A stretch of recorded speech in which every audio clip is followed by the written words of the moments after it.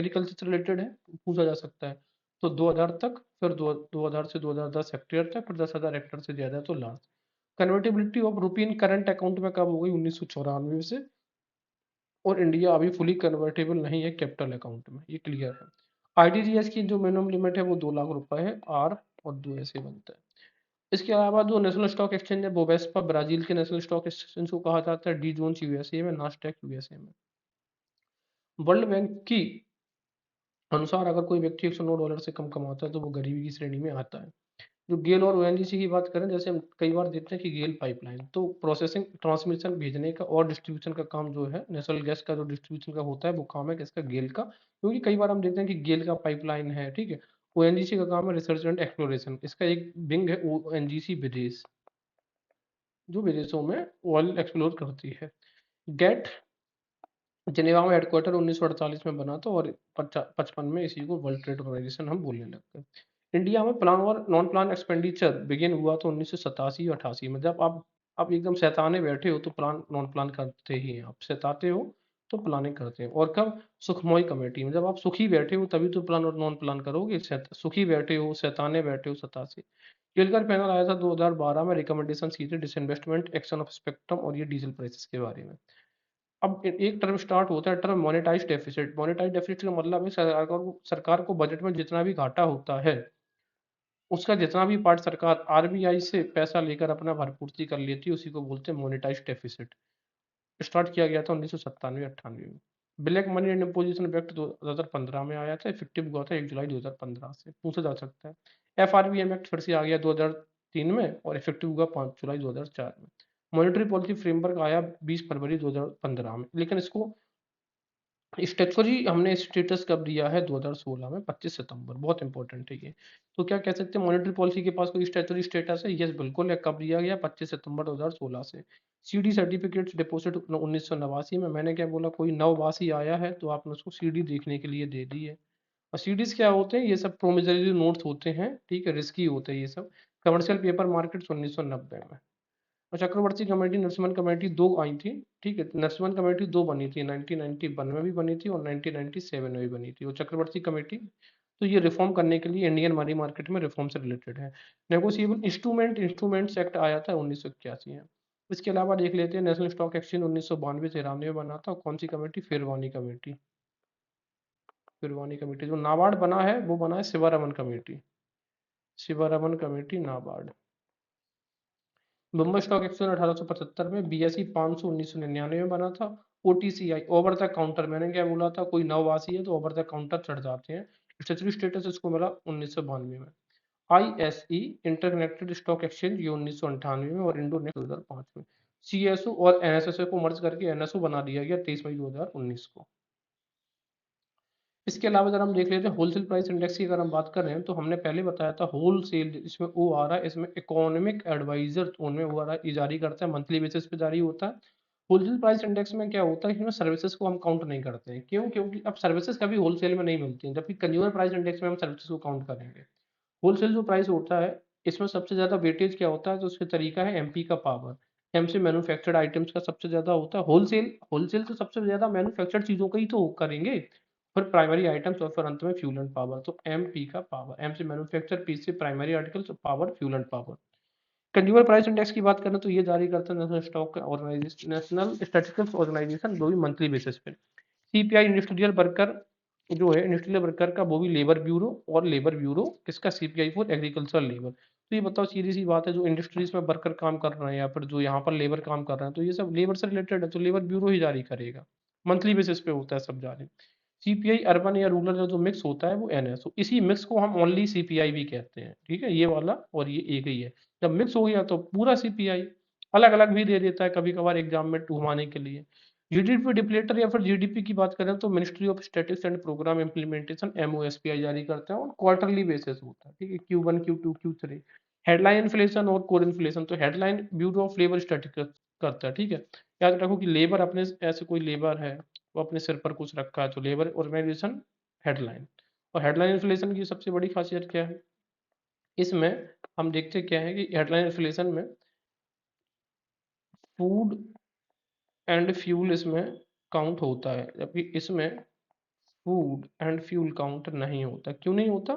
क्योंकि food and fuel के prices बहुत ज़्यादा फ्लक्चुएटिंग होते हैं, इस वजह से हम इनको मेन नहीं मानते, इनको सिर्फ हेडलाइन करते हैं। लेकिन जब कोर की बात करते हैं, तो जब हम फूड और फ्यूल इससे हटा देंगे तभी हमें एक्चुअल में महंगाई का पता चलता है। जीडीपी भी मैंने बोला, जी एनएसओ क्या करता है, इसको रिलीज करता है। इसके अलावा कुछ एंजल लॉ की बात क्या है कि इनकम अगर बढ़ेगी, एक्सपेंडिचर ऑन फूड कम होगा। ठीक है, percentage of expenditure of food, not अगर इनकम बढ़ती जाएगी तो आपका, तो ये एंजल का नियम है। ठीक है, इसके अलावा ग्रेसम को लो, bad money drives out good money. ठीक है, पता है पॉपुलेशन थ्योरी माल्थस ने दी थी, रिकॉर्ड होगा, रेंट थ्योरी है। अब यहाँ पर देखो, अर्थशास्त्र चुनाव का सिद्धांत है, चुनाव रोबिन्स। अर्थशास्त्र वास्तविक विज्ञान है, विज्ञान भी किसी ने बोला, रोबिन्स ने बोला है, विज्ञान बिन्स। अर्थशास्त्र आदर्श विज्ञान है, ये मार्शल ने बोला है। अर्थशास्त्री का काम विश्लेषण करना है, निंदा करना नहीं, रोबिन्स की बात है। अब ये बताओ, मार्शल ने आदर्श विज्ञान, तो जब भी आदर्श, वास्तविक विज्ञान रोबिन्स का, आदर्श जब भी बढ़ाएगा तो मार्शल जब भी आप चला रहे होगे उसके लिए आपको आदर्श दशाएं चाहिए, आदर्श कंडीशंस, आइडियल कंडीशंस होना चाहिए।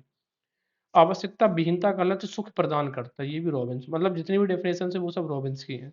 Concept of welfare economics Amartya Sen, इनको इसके लिए नोबेल भी मिला है। Employment theory of Keynes, Keynes की एम्प्लॉयमेंट थ्योरी, इसी को हम बोलते हैं जनरल थ्योरी ऑफ एम्प्लॉयमेंट। इनकी एक बुक लिखी गई थी, उसी में उन्होंने अपनी ये थ्योरी दी है। वो कह रहे हैं the cause of unemployment is the deficiency of effective demand. वो ये कह रहे हैं कि अनएम्प्लॉयमेंट क्यों है, तो कह रहे हैं भाई डिमांड की कमी है। अगर डिमांड बढ़ेगी तो प्रोडक्शन भी बढ़ेगा, प्रोडक्शन बढ़ेगा तो लोगों को और ज़्यादा इसमें मैन्युफैक्चरिंग सेक्टर में जॉब मिलेगा। तो कीन्स के हिसाब से मेन कारण अनएम्प्लॉयमेंट का क्या है, डिफिशियंसी इन डिमांड। से का मार्केट लॉ से एक साइंटिस्ट हुए हैं, इकोनॉमिक अर्थशास्त्री थे। सप्लाई इटसेल्फ क्रिएट डिमांड, पूर्ति स्वयं अपनी मांग उत्पन्न करती है, पूर्ति के हिसाब से मांग होती है, जितनी पूर्ति कम होगी उतनी मांग अधिक होगी। ठीक है, इनवर्स रिलेशन चलता है सब डिमांड एंड सप्लाई का। इसके अलावा सीओबी कॉब और डुग्लास प्रोडक्शन फंक्शन की बात करते हैं, बहुत ज़्यादा कुछ इंपॉर्टेंट नहीं है, इसे छोड़ सकते हैं। बुक्स की बात करें, foundation of economic analysis, economic analysis कौन करेगा, सैमुअलसन करेगा। सन, आपका जो सन होगा सैमुअलसन, वो एनालिसिस करेगा। Principles of economics Marshall, Marshall के भी कुछ सिद्धांत होते हैं ना चलाते वक्त, जैसे ट्रैफिक के सिद्धांत होते हैं, वैसे इकोनॉमिक्स के भी कुछ सिद्धांत है मार्शल ने। Nature and significance of economic science, economic science राष्ट्रीय इनका, इसको विज्ञान किसने कहा था, रॉबिन्स ने कहा था। द थ्योरी ऑफ एम्प्लॉयमेंट तो हमें पता है कीन्स ने। हाउ टू पे फॉर वॉर, वॉर के लिए कैसे पे करना है, तो कीन्स ने इसकी बात कही है। गिवन गुड्स क्या होते हैं, लो क्वालिटी के प्रोडक्ट्स होते हैं, जब इनकी प्राइसेस बढ़ती हैं तो इनकी भी डिमांड बढ़ जाती है। ठीक है, और जब इनकी प्राइसेस घटती हैं तो इनकी डिमांड कम हो जाती है। This is a unique phenomena in economy. So याद रखना, गिवन वस्तुएं इनवर्स रिलेशन नहीं, डायरेक्ट रिलेशन के साथ चलता है। एक्सपेंडिचर टैक्स की बात करें तो एन कलधर ने, तो आप ये बताओ, जैसे हम बोलते हैं ना एक्सपेंडिचर कर लो, तो कब करोगे, कल, तो कल था। जीरो बेस्ड बजटिंग तो पीटर, फिर अब देखो, जीरो हो गया फिर आप जोड़ो, उसमें जीरो हो गया फिर जोड़ो, तो ऐसे पीटर फिर। कंपेंसेटरी फीजल प्रिंसिपल की बात करते हैं, कौन कंपेंसेटरी फीजल प्रिंसिपल की बात करते हैं, कीन्स। और इसमें वो कहते हैं कि क्या, जो फीजल पॉलिसी होती है, यानी कि जो गवर्नमेंट्स बनाती है पॉलिसी, जिसमें सब कुछ आता है, वो ज़्यादा इंपॉर्टेंट होती है अपेक्षाकृत मॉनेटरी पॉलिसी। कहने का मतलब है फीजल पॉलिसी ज़्यादा प्रभावी होती है, मॉनेटरी पॉलिसी कम प्रभावी होती है। बर्गसन क्राइटेरिया, बास है बर्गसन, बास है वेलफेयर इकोनॉमिक्स के लिए। ठीक है, बेकर कर, अभी मैंने आपको एक बताया था बेकर कर, तो वो किससे रिलेटेड है, इनफर्टिलिटी से, सॉरी फर्टिलिटी एंड एम्प्लॉयमेंट से। ठीक है, purchasing power parity, PPP, the purchasing power parity की जो थ्योरी वो दी है जी के कैनल ने। ठीक है ना, और फर्स्ट यूज किया गया था इंटरनेशनल मॉनेटरी फंड ने 1993 में। तो पीपीपी, परचेसिंग पावर, जब आपके पास परचेस पावर होगा तभी तो आप कैन खरीद के ला सकते हैं। थ्योरी ऑफ बैलेंस्ड ग्रोथ, जब आप देखो डॉक्टर्स की तो हमेशा कमी रहती है ना उसमें, किसमें, हॉस्पिटल्स में। बैलेंस ग्रोथ कब हो सकती है, जब नर्सेस वहाँ पे अच्छी खासी मात्रा में रहेंगे, तो नर्क से। थ्योरी ऑफ अनबैलेंस, अनबैलेंस कैसे होगा, जैसे ही आप किसी चीज पर हर्ट हो गया, अगर मैन का भी हर्ट होगा तो अनबैलेंस हो जाएगा। ठीक है, हॉर्समैन या हॉर्स पे आपका बैलेंस बिगड़ गया, अनबैलेंस हो गए। Stages of economic growth, economic growth की स्टेजेस में क्या होता है, रोस्टॉप होता है। ठीक है, रोस्ट। स्टेजेस की बात कौन कर रहा है, जैसे आपने किसी व्यक्ति को स्टेज पे बुला के भी रोस्ट कर दिया, तो ऐसे।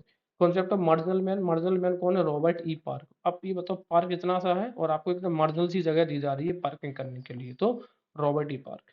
मार्शल मैकलुहान, मैकलुहान ने कॉन्सेप्ट दिया है ग्लोबल विलेज का, जिसमें development of transport and communication की बात करते हैं। किसने दिया है, मैकलुहान ने। कीन्स ने फिर से बात करी कि physical policy more effective than monetary policy in fight against inflation, जब भी हम उससे लड़ते हैं, किससे, महंगाई से, तो उसमें मॉनेटरी पॉलिसी कम प्रभावी है और फिजिकल पॉलिसी ज़्यादा प्रभावी होती है, क्योंकि फिजिकल पॉलिसी मेजर ज़्यादातर फैक्टर्स को कवर कर लेती है। मॉनेटरी पॉलिसी सिर्फ जो ट्रांसमिशन होता है, मनी का जो फ्लो होता है, उस पे कंट्रोल कर सकती है। न्यू पॉपुलेशन बॉम्ब जो का कॉन्सेप्ट है वो क्या है, endangered migration in the large scale in the third world. ठीक है ना, तीसरे जो दुनिया है, यानी कि जो कम पॉपुलेट कम डेवलप्ड कंट्रीज हैं, वहां पे जो भी माइग्रेशन है वो बहुत क्राइसिस वाला हो रहा है। ह्यूमरलैंड या hinterland, the neighbourhood of a city, city के जो बगल में कुछ और छोटे छोटे जो कॉग्लोमरेशन बन जाते हैं उन्हीं को ह्यूमरलैंड बोलते हैं। Headquarter of uranium corporation of India में कहाँ पे है, जादूगोड़ा, और जादूगोड़ा में माइंस है कहाँ पे, झारखंड में। अब हमारे पास जो बचते हैं वो आरबीआई के गवर्नर वगैरह, इनका एक अलग से सेपरेट वीडियो बना के हम चीज़ों को क्लियर आउट करेंगे। Thank you.